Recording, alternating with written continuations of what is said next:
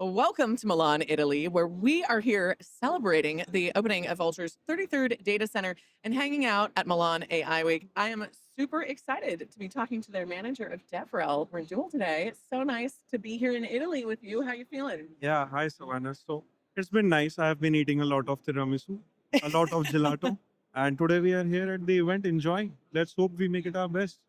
Yes, absolutely. Every show with you just seems to be getting better and better. I'm really excited for this conversation because as I was doing my homework on you, you have accelerated in the DevRel community at light speed. You're moving faster than AI in terms of your professional growth. Tell me a little bit about your journey and how you ended up managing the DevRel. So I started interning as a casino gaming backend game design engineer. I was writing mathematical expressions on how house always wins, right? And then I figured out, I used to write. I used to write poems. I used to write stories, but in a technical way. So it's like more of a I would have my own Transformers version, right? Okay, I love this. Yeah. Wait, we might have to get some poems. Y'all let us know in the comments if you want to hear Duel's poems. Yes. And so I explored Vulture's Creator Program, where we invite writers globally. Right now, we have 400 creators with us, Oh my goodness. and there you can contribute documentation and you can write about anything you want, right? So I was one of the first ones to cover Meta's LLM, right? And that doc was a hit, and it caught everyone's eye. And then I joined as a writer, and we wrote around like 400 documentation pieces in a year, and we really wanted to scale it up, right? And then we wandered around exploring AI, and at this point of time, after a couple of years, we have around 4,000 pieces live with a lot of YouTube videos. We are introducing courses, and we clock in at around a quarter of a billion impressions through all our social platforms. So it's safe to say, as a writer, you're definitely being read Yeah. because that is no joke. Quarter million. Just want to double down on that. Do you ever get nervous before you publish new documentation? No, the one thing we have learned is that we need to be fearless Ooh. because we are in a very competitive space. New cloud providers are popping up everywhere, right? Mhm. And as we are scaling more as a hyperscaler rather than a just new cloud provider, right? The one thing we rule by is that we have to be fearless. Like we publish right now, we do around 100 pieces of documentation a month, right? And we are topping the charts everywhere. Even when a new LLM model comes out, a new framework comes out, we are the first ones to do that. That's awesome. So do you and the team just get really excited and dive right in day one? Because it also seems like you're the first to document things a lot of the time. Yeah. So we are first ones to document. We are first ones to do videos on those, and we are the first ones to produce community tracks for hackathons. So we do around 200 to 50 hackathons a year around the globe, right? And we are the first ones when OpenClaw came out, when new agents came out, right? We are the first ones to produce track, give that experience to people, to early career developers, even working professionals, right? And we do not get nervous because we are confident in that way that yes, we can do it. We have done it for so many years, and there is so much to come. Like this is just the beginning. You know, you mentioned that confidence that comes with experience. Y'all are the youngest DevRel team in the world, pretty much, right? Yeah, we are the youngest, and we kind of double down on it because we have that energy, Mhm. right, to be here at conferences and yet publish hundreds of pieces. So like Do you sleep? Do you we ever? try to, but it's like when we have too much caffeine, we have new initiatives coming out from the team like crazy. Yeah, just eat another piece of tiramisu and keep going. Yeah. There you go, baby. So you are based in India, correct? Yeah. How big is the team in India? So our team is 18 members, complete developer relations. Are you the DJ in the house since you've got the vinyl collection? Yeah, I mean, I've got the biggest music collection.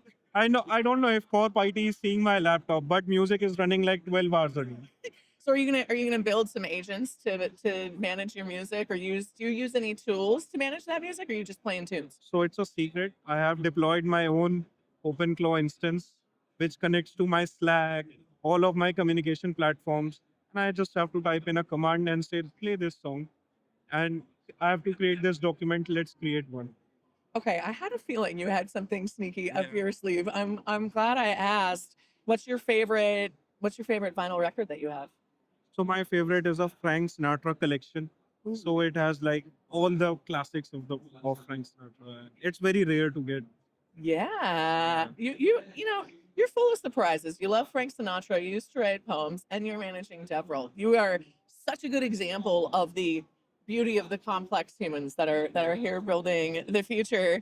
I also want to talk to you about your volunteer work. You've been a member of Rotary International for Yeah. over 6 years, right? Yeah. What kind of work do you do with them? So I joined Rotary because of my father. So my father has been a member since last 2 decades, right? Together, right now I teach people, underprivileged people about AI, how they can leverage, use the free AI given by all of these cloud providers, the free initiatives, right? And how they can leverage it to gain faster education, right? They do not Yeah. need books, they do not need big screens.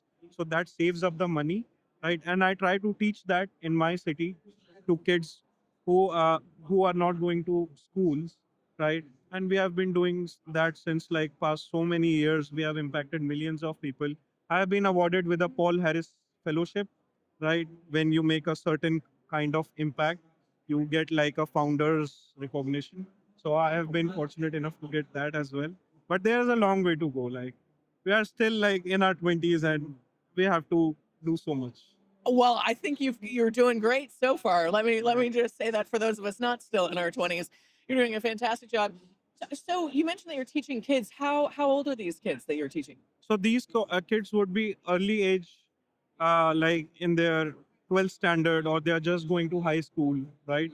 Because education system is not evolving fast enough as the technology is evolving. So there needs to be someone telling them that okay, you need to go beyond books, Yeah. right? So these are early age developers, right, who are not in that interested in having traditional education. So we want to, supplement them by giving them some AI education, how they can leverage it. I bet they really appreciate that.